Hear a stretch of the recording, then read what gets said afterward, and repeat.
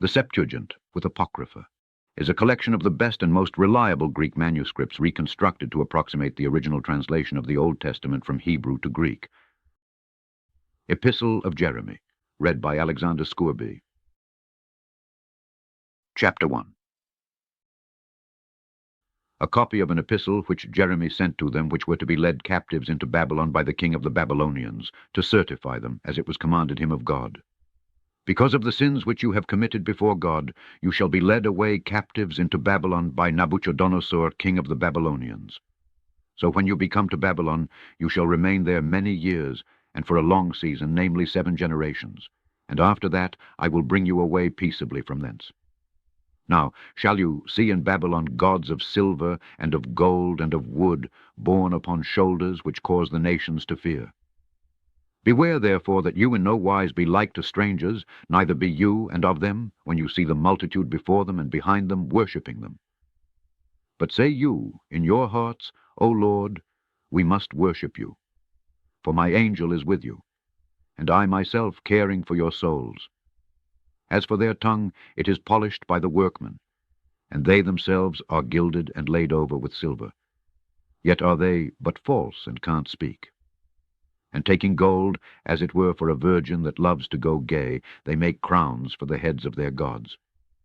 Sometimes also the priests convey from their gods gold and silver, and bestow it upon themselves. Yes, they will give thereof to the common harlots, and deck them as men with garments, being gods of silver, and gods of gold and wood.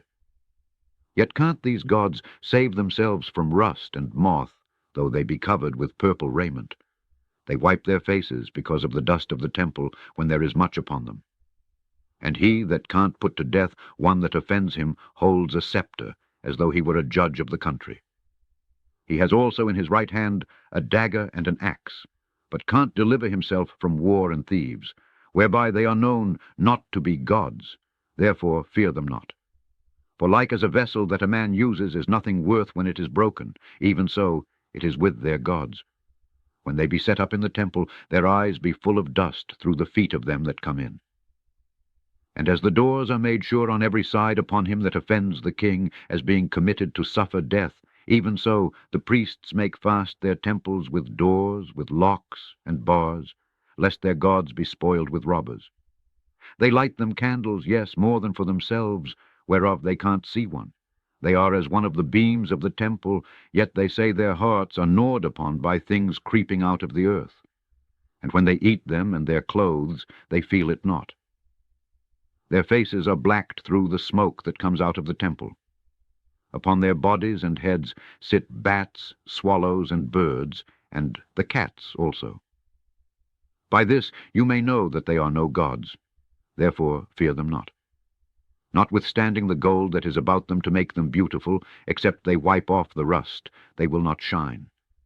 For neither when they were molten did they feel it. The things wherein there is no breath are bought for a most high price. They are borne upon shoulders, having no feet whereby they declare to men that they be nothing worth.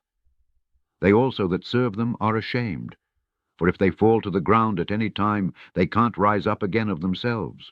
Neither if one set them upright can they move of themselves, neither if they be bowed down can they make themselves straight, but they set gifts before them as to dead men. As for the things that are sacrificed to them, their priests sell and abuse. In like manner their wives lay up part thereof in salt, but to the poor and impotent they give nothing of it. Menstruous women and women in childbed eat their sacrifices. By these things you may know that they are no gods. Fear them not. For how can they be called gods? Because women set meat before the gods of silver, gold, and wood, and the priests sit in their temples, having their clothes torn, and their heads and beards shaven, and nothing upon their heads. They roar and cry before their gods, as men do at the feast when one is dead. The priests also take off their garments, and clothe their wives and children. Whether it be evil that one does to them, or good, they are not able to recompense it. They can neither set up a king, nor put him down. In like manner they can neither give riches nor money. Though a man make a vow to them, and keep it not, they will not require it. They can save no man from death, neither deliver the weak from the mighty. They can't restore a blind man to his sight, nor help any man in his distress. They can show no mercy to the widow, nor do good to the fatherless. Their gods of wood, and which are overlaid with gold and silver, are like the stones that be hewn out of the mountain. They that worship them shall be confounded. How should a man then think and say that they are gods, when even the Chaldeans themselves dishonor them? Who, if they shall see one dumb that can't speak, they bring him and entreat Bel that he may speak, as though he were able to understand. Yet they can't understand this themselves, and leave them, for they have no knowledge. The women also, with cords about them, sitting in the ways, burn bran for perfume. But if any of them, drawn by some that passes by, lie with him, she reproaches her fellow that she was not thought as worthy as herself, nor her cord broken. Whatsoever is done among them is false. How may it then be thought or said that they are gods? They are made of carpenters and goldsmiths. They can be nothing else than the workmen will have them to be. And they themselves that made them can never continue long. How should then the things that are made of them be gods? For they left lies and reproaches to them that come after. For when there comes any war or plague upon them, the priests consult with themselves, where they may be hidden with them. How then can't men perceive that they be no gods, which can neither save themselves from war nor from plague? For seeing they be but of wood, and overlaid with silver and gold, it shall be known hereafter that they are false, and it shall manifestly appear to all nations and kings that they are no gods, but the works of men's hands, and that there is no work of God in them. Who then may not know that they are no gods? For neither can they set up a king in the land, nor give rain to men. Neither can they judge their own cause, nor redress a wrong, being unable, for they are as crows between heaven and earth. Whereupon, when fire falls upon the house of gods of wood, or laid over with gold or silver, their priests will flee away and escape, but they themselves shall be burned asunder like beams. Moreover, they can't withstand any king or enemies. How can it then be thought or said that they be gods? Neither are those gods of wood, and laid over with silver or gold, able to escape either from thieves or robbers, whose gold and silver and garments wherewith they are clothed, they that are strong take and go away withal, neither are they able to help themselves.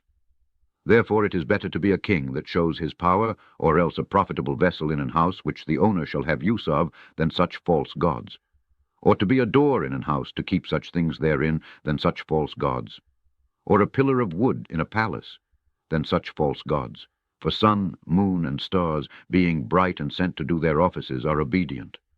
In like manner the lightning when it breaks forth is easy to be seen, and after the same manner the wind blows in every country. And when God commands the clouds to go over the whole world, they do as they are bidden. And the fire sent from above to consume hills and woods does as it is commanded. But these are like to them neither in show nor power. Therefore it is neither to be supposed nor said that they are gods, seeing they are able neither to judge causes nor to do good to men. Knowing therefore that they are no gods, fear them not, for they can neither curse nor bless kings, neither can they show signs in the heavens among the heathen, nor shine as the sun, nor give light as the moon. The beasts are better than they, for they can get under a cover and help themselves. It is then by no means manifest to us that they are gods, therefore fear them not. For as a scarecrow in a garden of cucumbers keeps nothing, so are their gods of wood, and laid over with silver and gold. And likewise their gods of wood, and laid over with silver and gold, are like to a white thorn in an orchard, that every bird sits upon, as also to a dead body that is east into the dark. And you shall know them to be no gods by the bright purple that rots upon them, and they themselves afterward shall be eaten, and shall be a reproach in the country. Better therefore is the just man that has none idols, for he shall be far from reproach. The end of Epistle of Jeremy. Look for more books on Scourby U Bible channel. On the current screen you can find first link to more videos from the Septuagint playlist, and second link to number 1 playlist from Genesis to Revelation, read by Alexander Scourby. Subscribe, like, and share it with others.